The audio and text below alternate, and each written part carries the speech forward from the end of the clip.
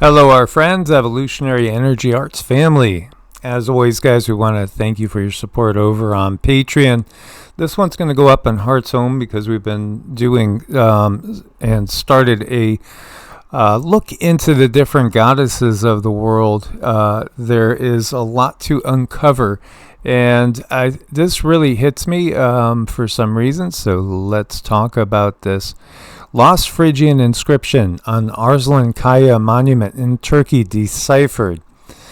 Professor Mark Munn of Pennsylvania State University has deciphered part of an inscription on the legendary Arslan Kaya monument known as Lion Rock, a heavily damaged inscription that has been difficult to decipher for centuries. So this is, a big moment, and I've heard people talk about this being like a Rosetta Stone moment. The Arslan Kaya monument's carved into a volcanic rock formation about 15 meters high in the Phrygian highlands in present-day western Turkey near Lake Emre Golu. 2,600-year-old monument features figures of sphinxes, an image of a goddess flanked by lions, and nearly erased inscription written in the Old Phrygian language. So Professor Mark Munn claims to have deciphered it, saying it spells out Mataran, referring to a mother goddess of the Phrygians, whose worship flourished between 1200 and 600 BC. This goddess, known to the Phrygians simply as Mater Kubelea, or mother, was later revered by the Greeks as the mother of the gods, and the Romans as Magna Mater, or Great Mother. Magna, Magna, you could take out the end, and you got Maga. You go to Vedic astrology, and we have Magha, which, 4547 is a Magha. In astrology, and it's fascinating to see all these different connections.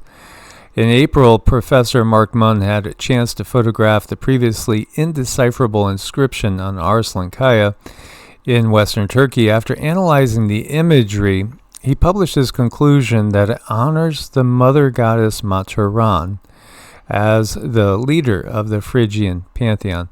Again, when we look at certain words, the words are almost identical, whether we're talking, Russian or sometimes, Germanic or English or into the Latin end of things. There's some words that come across time and time again in a manner that we could tell what they're talking about.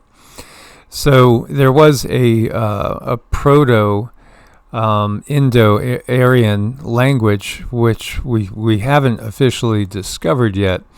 It is the root language for all of these, what we might think of as greater European language bases.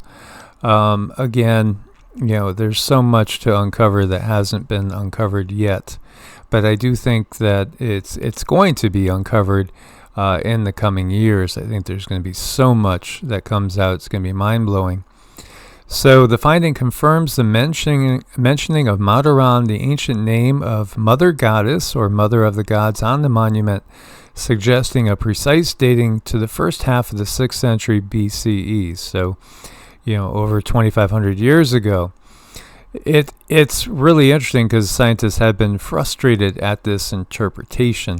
And again, what it's saying is really mother in the greater sense of things, but yet this is also talking about a specific goddess, the mother goddess of the Phrygians. Again, various tribes, we obviously were and still are a tribal society, even though most humans on the planet are so mixed up, as far as the percentage of this, percentage of that, etc., etc.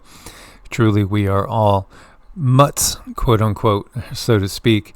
And, there really aren't any so-called purebreds when you really get down to it, because, again, this planet itself is you could look at it as a meeting place and a place of refuge for refugees from the greater galactic war.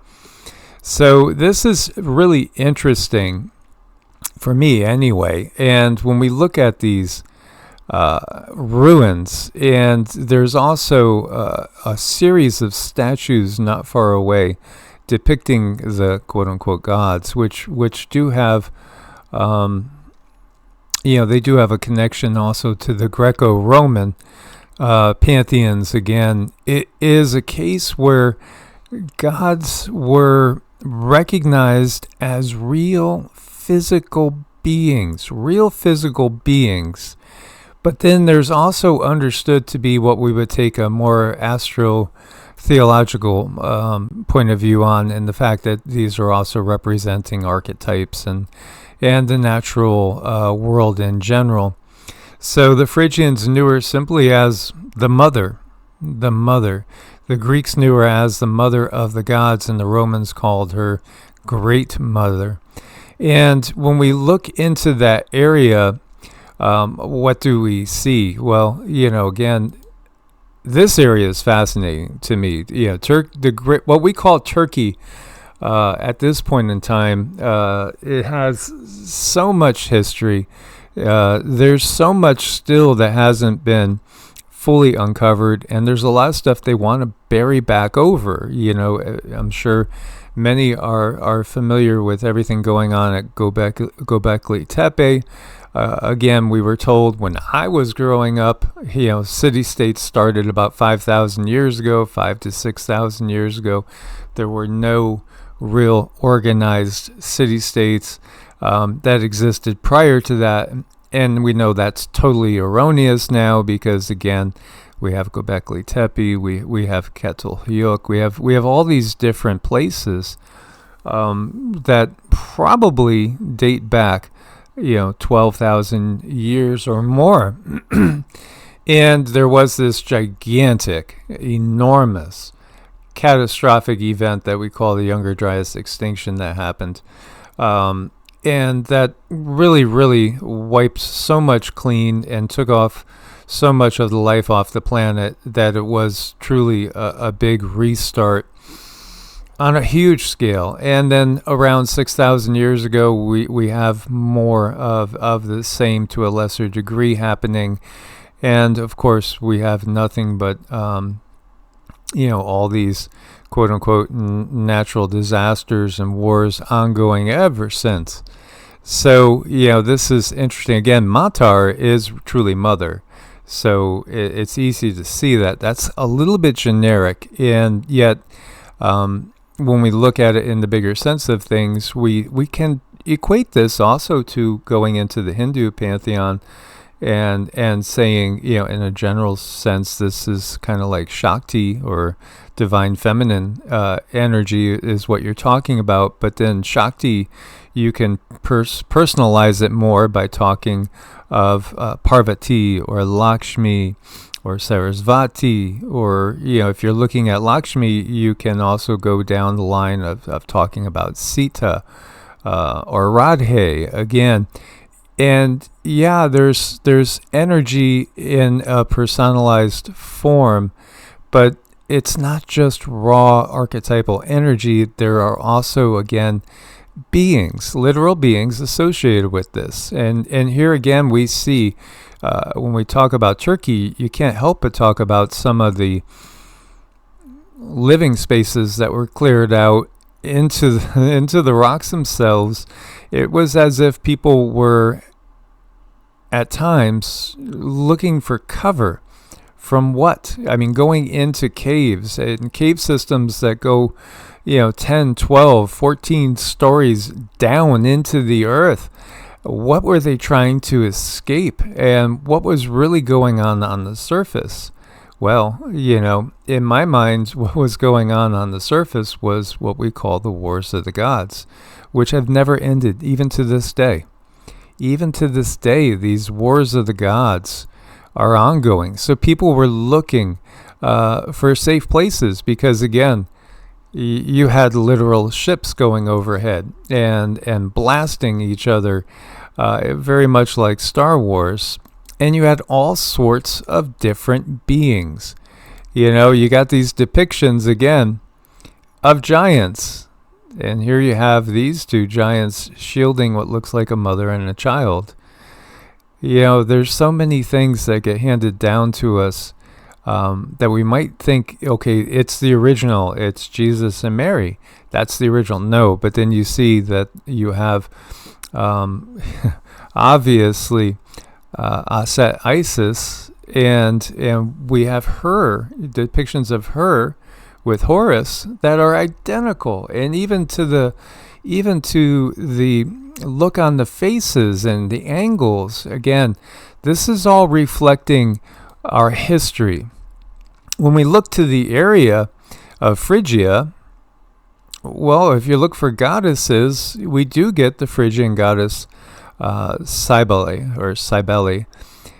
which this literally means she of the hair. At least that's what they had thought, though it's no longer the accepted terminology. But Mother of the Mountain, that sounds a little bit better, doesn't it? And again, Matar is mother. So I was asking Cindy to pick up on this, because here you go again. Lions. What does this mean? Why lions? Does it mean she's more powerful than lions? Again, note the size. She appears to be the size of, say, Gilgamesh. Remember those pictures of Gilgamesh holding a lion? She seems to be as big as Gilgamesh. And this is, again, interesting to look at and wonder, because sometimes the attributes and even the titles and even the name of individual deity, and again, when we're talking about these gods, they're extraterrestrials. Just plain and simple. These are extraterrestrials. When you go farther back in time, you're talking about extraterrestrials that we encountered in the Golden and the Silver Age that were all benevolent and gentle with humanity and trying to teach us and let us do our own thing and grow, but still giving us motherly support.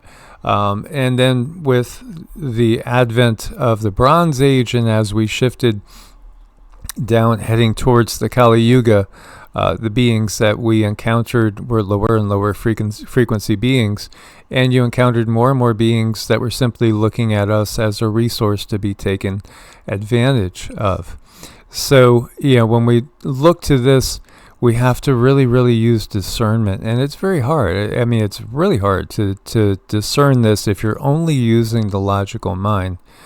Here, talking about Cybele's origins, they're debated by scholars. Ancient texts and inscriptions clearly associate the goddess with Phrygian origins in Anatolia.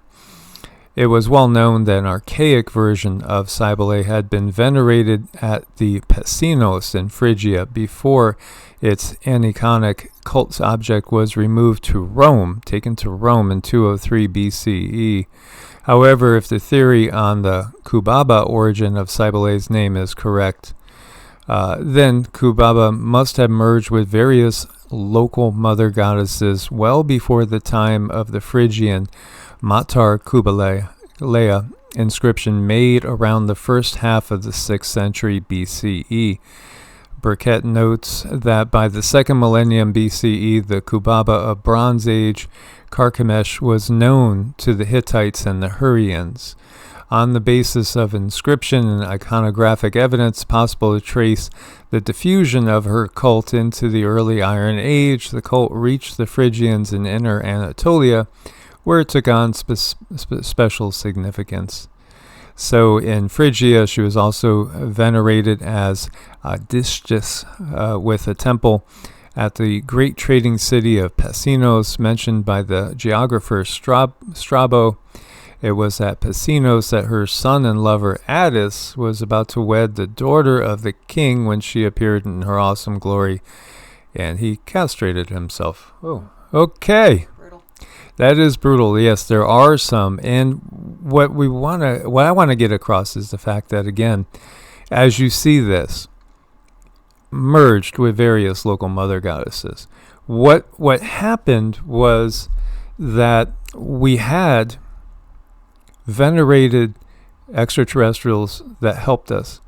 that guided us, beings that are part of what we would call the Galactic Federation. As we went and were later on the descending path, encountering more and more service to themselves, beings, including the reptilians and other groups, what we call the fallen Pleiadians, the takeover occurred and other beings stepped into their places. And these beings were different. These beings were not always gentle, not always nurturing like mom. These beings could be harsh and could be rough, but each one of them is unique. Every single one of us is unique. As we obviously know, you cannot judge all humans as if they are thinking with one mind, and they are of one sort. That is not the case. So when we look to this and we recognize, again, why the lions? Now here's a good depiction because they're humanoid. Could have anything to do with Lyra. Obviously, again, many humans come from Lyra, as well as feline humanoid beings. So, here you go again. This is talking about this individual. Do not forget Deuteronomy 32 and Plato's Critias, because they talk about the world being divided up, each tribe being given, each people in a certain area being given to a deity. In other words, again, a leader for each one of the tribes was appointed by what we would call the reptilian-oriented Anunnaki that came here and took over the planet. Each tribe got its guiding person, and they were not all the same. Some were really brutal and ruled with an iron rod and were very, very warlike, and other ones were much more nurturing, but still part of the same system. So I asked Cindy to feel into these energies and share what she can. She was very, very interesting. There's some parts about her that I couldn't really pull out. I'm trying to tease out as much information as possible, but I'm only able to get so much. But she was born a very different frequency than others around her. She was born of a higher frequency. She was very firm. She was very firm but not cruel. And she was born under such a planetary alignment that gave her a lot of charisma. It gave her a lot of magnetism. It gave her the ability to have people look up to her. She didn't really need to do anything but kind of carry herself, and she held this frequency. She had an upholding frequency of goodness, and people just wanted to do for her. So they knew that when she was born under this particular alignment, that she would be very, very special. And she's actually a breakaway of another type of kingdom. And she was given her own kingdom. She was given her own people. She was given her, she was basically set up to have her own individual area on this planet. She was that special, very, very special type of energy we have here. She was much larger than your average human, so we know she was different. I don't like to say she was from an Anunnaki lineage because the Anunnaki word is so vast. I mean, it's big, but the lineage she comes from is not as desirable of a lineage that we would think. That she came from more of a lineage where they were a bit cruel and they were mean to their people and they had slaves, and she just was not of that vibration. She was very different. She needed to be put in her own area, and where she came from, these beings understood that she needed her own kingdom. Without having her own kingdom, there was going to be a clash in energies, and with this clash in energies could bring certain amounts of destruction. So she was very unique, and I wish I had a better way of explaining all this, but I'm just doing my best. So she was very unique in that sense, where they're like, hey, you're different. We know what to do with you. These days, when someone is born with special energies, they don't understand what to do with us. And sometimes if you bring people of a lower vibration and a higher vibration together, you get nothing but difficulties, and you get nothing but bad fortune. And it just happens because we don't understand how energy actually works. We're not taught. We are not taught. So she was actually very loving yet firm, and very fair yet firm.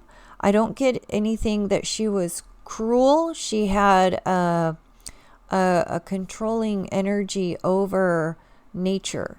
As you can see, the lions do what she wants. So she had these abilities where telepathy, a lot of telepathy. Here, you're going to do what I tell you to do. Again, without abusing it. She didn't abuse it. I do see some children coming out of her, at least 2, but I don't see anything from there. Like, I don't know where these children branched off to, male and a female. So she did, this lineage did carry on, is probably carrying on today. Do you see the father? Don't see a father. Don't see a father. So my thoughts is this was genetic engineering. Yeah, that was carried on. And we probably have these bloodlines running through somebody somewhere. And sometimes, they did show me that she is of a certain royal yoga in her birth chart.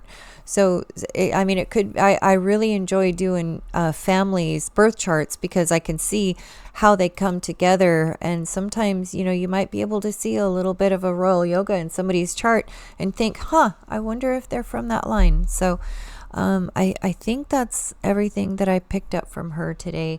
Very unusual, very gifted, very blessed.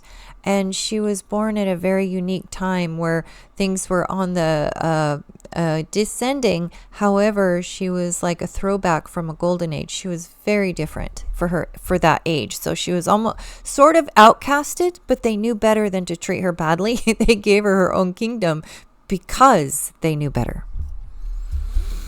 That's interesting. That's very interesting. Where do you see her today? I see her today still on a higher level, a higher vibration, going back to her original. I want to say she's definitely on a 5D level. She did come here to Earth. She created her kingdom, and that's what we're looking at now. We're looking at the ruins of that, but she has that in 5D. So it's not like it's gone. She's here on Earth, but in 5D. Right. So you could absolutely contact her in meditation, and that wouldn't be a problem. I mean, it's never a problem. It doesn't matter really with distance. But again, she's imminent and accessible. She's very accessible. If she didn't want to be accessible, she wouldn't have let me contact her. So, that's kind of how it works. And those people who...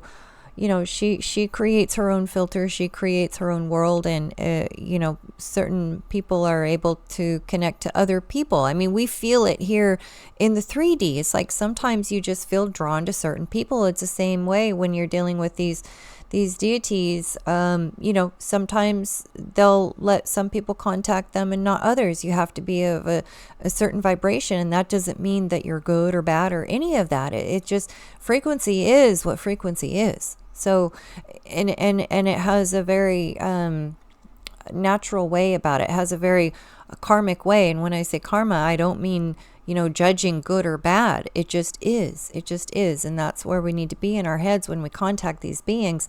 Is just something I'm able to contact her, and there's going to be other people who are going to be allowed to contact her because of, certain energies, or building up your energy to a place where she feels comfortable sharing energy. Do you see her as twice the size of a typical human, or is it because there's all these different depictions of these giants, anything from like 7 to 9 feet to 12 to 16 to like 30-something feet tall. We would see her as a big girl. We would probably see her now as, looking like, oh, wow, a very large human. So I would say like a 7 to 10 feet at least, probably. So, just kind of like oh my, somebody to step back. And she had this telepathy that was just incredibly strong. And plus her vibratory energy, people, beings, animals just did what she wanted. So it was that simple for her.